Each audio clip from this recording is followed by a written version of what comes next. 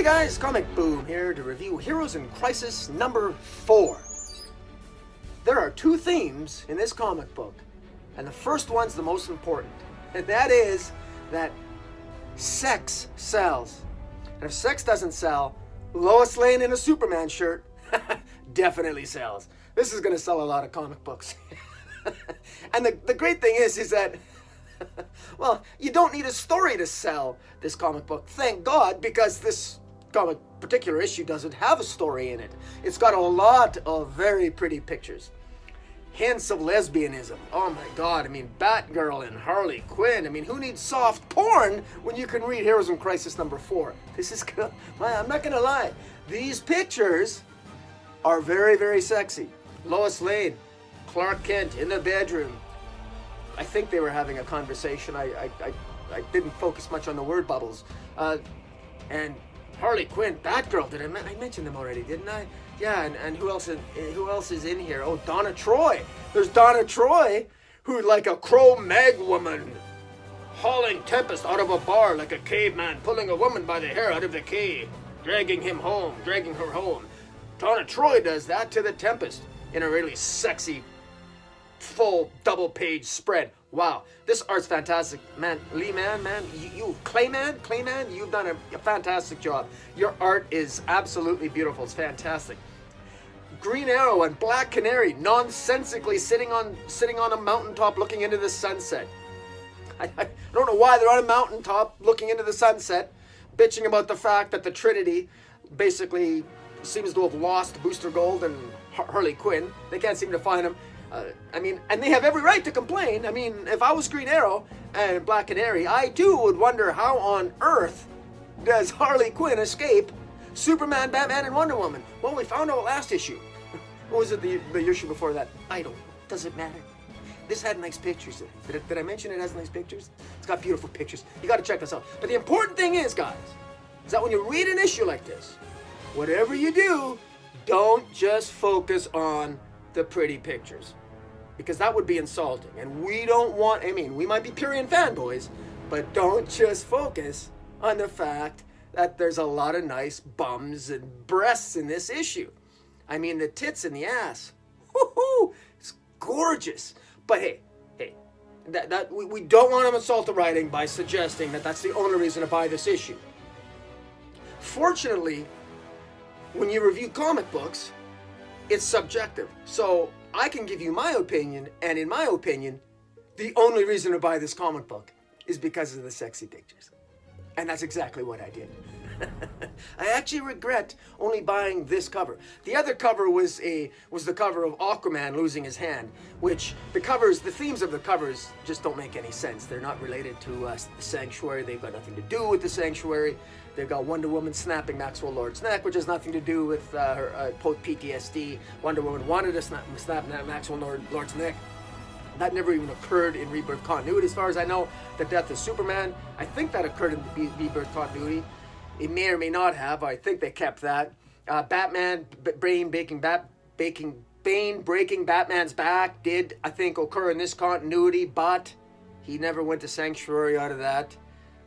But those were perhaps traumas that led to the Trinity developing Sanctuary. Other little tidbits here that are the story progresses at a snail's pace. It basically consists of a bunch of confessionals again, with Blue Beetle, Donna Troy, and Batgirl giving a confessional, revealing nothing really. Batgirl showing her scar, Barbara Gordon showing her scar where she was shot and crippled by the Joker, which, surprise, surprise, which is another thing that I didn't know was in Rebirth continuity, but I guess it's confirmed now. It's interesting because Tom King doesn't respect continuity very much, and when he does respect it, you never know when he's respecting it or disrespecting it, or whether he's taking it seriously or he's just doing it for effect. But I mean, that it is what it is. But she shows her scars from when she was crippled and became Oracle, and I guess that's part of the therapy, which I would have thought she would have had years ago. But okay, that's moving. Is that moving? Okay. There is Donna Troy. Donna Troy's always had an identity crisis. She's got a more convoluted origin over time, over the decades, even worse than Hawkman, arguably. and here she's comparing her life to the literary disagreement between various authors on whether or not the story of the fall of Troy was actually real or not. Was there in fact a Helen of Troy? Did Achilles ever really exist, etc., etc.? And she tells that story, and I think that's to be symbolic of the fact that Donna Troy herself doesn't know what's true about her past, because she's had so many different origins and her past seems to change all the time. She doesn't know what is real and what to believe or not. And I think in a sense maybe that story is symbolic of how Donna Troy feels about herself. She's always had sort of an identity crisis. So I'm reading that into the Donna Troy confessional. Blue Beetle's confessional is about just having a best friend like Booster Gold. He really loves Booster Gold, and he likes to be able to talk about Booster Gold as a best friend, and he can relate to Booster Gold. So that was kind of nice. You could see that. Again, I'm not really sure what that has to do with PTSD or trauma. It just seems to be them just sort of like BSing into a camera again. But I guess it's nice. You see, I guess you could call those character moments, and I didn't mind them. They were actually better confessionals, I think. Probably the better confessionals than we've seen so far, in any event. It was odd to me. Batman lets Blue Beetle visit Booster Gold. Now, Batman, it's too bad that Batman wasn't like maybe a really good detective. It's too bad that Batman isn't like really, really smart, because you would think that, because if you were really, really smart, it wouldn't cross your mind that the best friend of Booster Gold would try to break Booster Gold out of prison. Batman is Batman trusts everybody. Of course Batman would trust Blue Beetle. He's only Booster Gold's best friend. It would never occur to Batman that Blue Beetle would break out Booster Gold. They're only best friends. It's not like Booster and Blue Beetle ever, helped each other out before, right? Anyways, that's what happens. And there's some decent dialogue scenes here. Booster Gold's dialogue actually improves a little bit than in previous issues. He's finally starting to talk a little bit more normal. We had a good scene we had a long action sequence with Batgirl confronting Harley Quinn. She stumbles across. We don't know how Batgirl comes across Harley Quinn. We're just supposed to understand that apparently Batgirl's looking for Harley Quinn, and for some reason Harley Quinn can defeat the entire Trinity, but she can't seem to defeat Batgirl. And the only theory I have is that since Harley Quinn is bisexual, she was so attracted to Barbara Gordon's nice tits and ass that they ended up hugging in the end, and maybe they even tickled each other off scene. You don't know. But look at the pretty pictures. These are two hot-looking women, huh? Hot-looking women. They make pretty good-looking statues. And Barbara Gordon's ass, let me tell you something. If you can see under that cape, you know she's got a nice ass. And so does Harley Quinn here. If you can kind of see, she's got a nice ass too. Probably can't see it there because she's got a big hammer. But never judge a woman's butt by the size of her hammer, okay? Or maybe you can, I don't know. But in any event, guys, Batgirl, I guess Harley Quinn finally calms down enough, and she actually speaks finally a little bit rational in this comic. She calms down enough, so Batgirl's got Harley. Wonder Woman then also uses the magic lasso at one point before Booster Gold escapes. Wonder Woman uses the magic lasso finally on Booster Gold, and I said this in a previous issue. Why doesn't Wonder Woman just use her magic lasso? Why didn't she use it on Harley? Well, it's interesting. Tom King has a particular understanding or misunderstanding, depending on how you view the magic lasso, of how the magic lasso actually works. Tom King ascribes to the thought that if you wrap a magic lasso around somebody, as long as the person believes they're telling the truth, the magic lasso can't compel the actual truth from them. That's interesting. Different writers write the power of the magic lasso differently, so that's not a fault. That's just interesting that Tom King thinks that's how the magic lasso works. Because I will tell you this, that in other stories in Wonder Woman, particularly under Greg Rucka, and even particular under Steve Orlando in a recent issue of Wonder Woman, basically had Wonder Woman compelling an entire general to stop a war. She compelled a general to see the truth of the pain caused by his actions. Now, the general didn't believe his truth was that he was doing right. But apparently the magic lasso works on generals, stops wars, defeats Ares, defeats the twin sons and the twin evil sons of Ares, Phobos and Deimos, as in the Greg Rucka storyline. But it's incapable of having Booster Gold see the truth of what actually happened. Again, it's a continuity thing. And I've said this before, I'm going to say it again. The less you know about the actual DC universe, the more likely you are to enjoy the smaller details in this comic. Now, I don't want to insult everyone. Comic books are subjective, I get that. And you might be, you might know a lot about the DC universe, and you might still really enjoy this.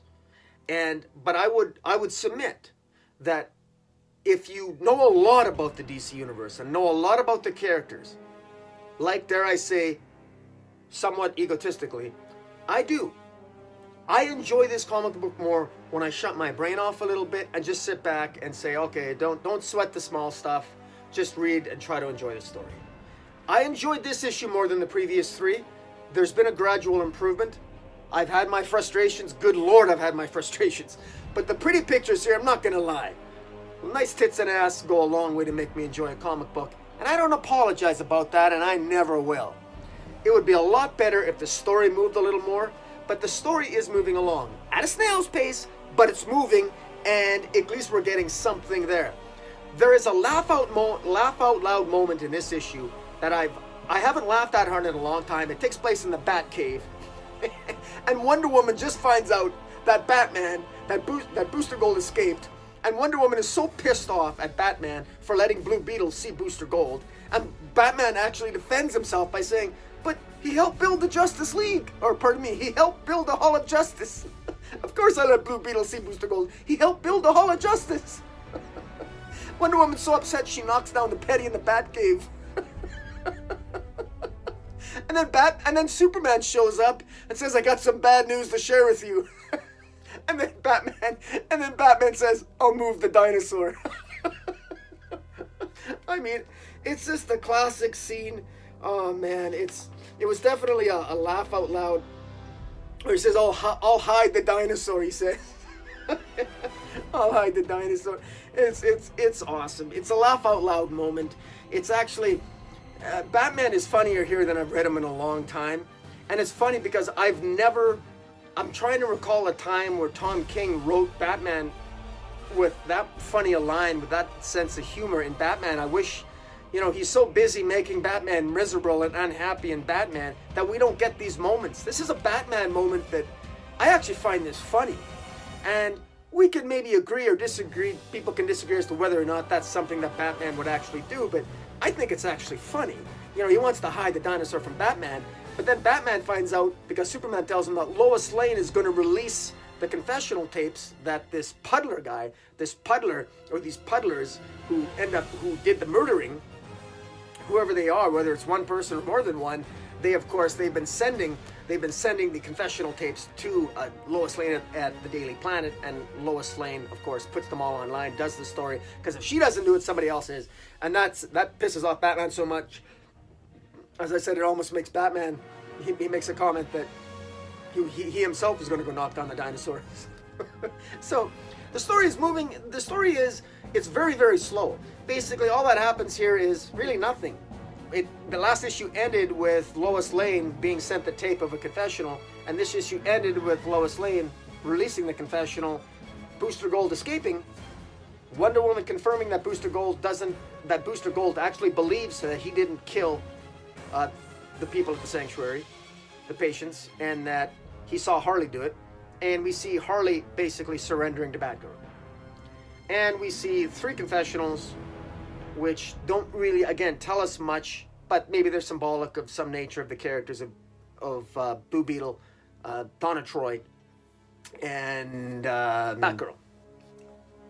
So, yeah, and the cover here, it's kind of a spit in the face to Wally West fans, with Harley Quinn saying, guess he wasn't fast enough. So, I guess he wasn't, Harley. So this is maybe a little bit of a trick. So I think there's a lot of misdirection going on here. One has to wonder exactly, what is going on. It, just as a commentary here, Wonder Woman. I would really be curious to know what was the series of events that led to the creation of the sanctuary, because on the final page here, it actually says something about what's published online. Lois Lane says in her article, seeking relief from PTSD-type symptoms, superheroes have been seeking psychological help in a secret facility located in the upper Midwest. In the plains of America, as part of a systematic effort to treat psychological damage suffered on the field of battle, the most powerful beings on this planet have cried out their fears and hopes in front of a camera. The Daily Planet has obtained exclusive access to these videos and is sharing some of that content here for the first time. Now, this raises a whole other debate on whether or not Lois Lane should release those tapes. And the problem with that is that these tapes reveal the secret identities of Bruce Wayne, the secret identities of Superman. I'm wondering, what exactly, which tapes is she releasing? And I don't think, and who's for Lois Lane? Who's Lois Lane to judge which tapes to release? I mean, I would imagine Donna Troy might get a little upset if her tapes are going to be released. And she might say, well, why don't you release the tapes of Batman or Wonder Woman or Superman? Well, and the answer is, well, because they reveal their secret identities. To which Donna Troy could say, I don't care. Why should I care? You don't respect my privacy. Why should I respect theirs? To me, this causes a conundrum in the storyline that if you're going to release one tape, why aren't you releasing them all? And the other thing is, Lois Lane's decision to release the tapes, I disagree with. Because less than maybe, if you look at the timeline here, less than maybe a day or two, I would think, maybe a week at most, has passed. And I think there's plenty of time for Lois to maybe give another 24 or 36 or 48 hours for Batman to, give Batman 24 hours to investigate now that they know that the peddler has sent these confessional tapes in. Because that shouldn't have been something that was possible, and yet it was. Who are the peddlers? Batman understandably gets upset with Superman, because Superman knew for 24 hours that Lois had the tapes, and he never told Batman. And Batman is the second smartest man on the planet. Now granted, he doesn't come across like the second smartest man on the planet by letting Blue Beetle, the best friend of Booster Gold, visit Booster Gold, and then seems to be surprised when Blue Beetle busts out Booster Gold. After all, I mean, bros before heroes. Doesn't Batman pay attention? Come on. Anyways, this issue, there's so many sexy pictures. The Pyrian fanboy in me loved this issue. For pictures alone, I gotta give this an 8 out of 10, just for the sexy pictures alone. Pyrian fanboy in me absolutely loved it. The story proceeds at a snail's pace. I'm just so happy at the pretty pictures and the tits and the ass that I can ignore the significant story deficiencies here. But even that, the confessionals were better. I got maybe a little bit of insight into Donna Troy, Blue Beetle. I thought they were sort of spot on a little bit there. So there's been some improvement even overall, even in the smaller nuances of the story. And I got a really great laugh out of it from the scene in the Batcave. So overall, I'm giving this an 8 out of 10. And I know that's rare, but most of that is with art. The story itself, I would give probably a 5 out of 10. But the art at 8. Alright? So guys, that's my review of Heroes in Crisis number 4. Tell me what you think of it. And until next time, hit the subscribe button. Follow me on Twitter at Metropolis40. And until next time, Comic Boom out.